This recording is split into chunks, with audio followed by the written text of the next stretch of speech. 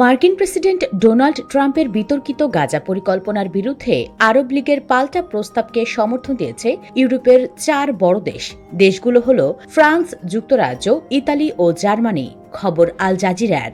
এই 4 দেশ এই পরিকল্পনাকে বাস্তবসম্মত বলে উল্লেখ করেছে। ফ্রান্স, জার্মানি, ইতালি ও যুক্তরাজ্যের পররাষ্ট্রমন্ত্রীরা শনিবার এক যৌথ বিবৃতিতে বলেছেন তারা $53 বিলিয়ন ব্যয়ে গাজা পুনর্গঠনের পরিকল্পনাকে সমর্থন করেন।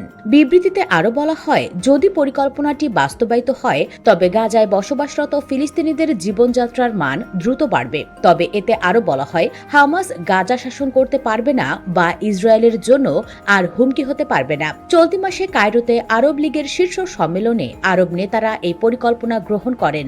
শনিবার সৌদি আরবের জেদ্দায় 57 সদস্যের ওআইসির এক জরুরি বৈঠকে আনুষ্ঠানিকভাবে এই পরিকল্পনা গৃহীত হয়। নতুন এই প্রস্তাবে গাজায় জরুরি সহায়তা, বিধ্বস্ত অবকাঠামো পুনর্গঠন এবং দীর্ঘমেয়াদী অর্থনৈতিক উন্নয়নের ওপর গুরুত্ব দেওয়া হয়। জাতিসংঘ মহাসচিব অ্যান্তোনিও গুতেরেস বলেছেন, এই পরিকল্পনাকে সম্পূর্ণ সহযোগিতা দিতে প্রস্তুত জাতিসংঘ। US Bengal desk.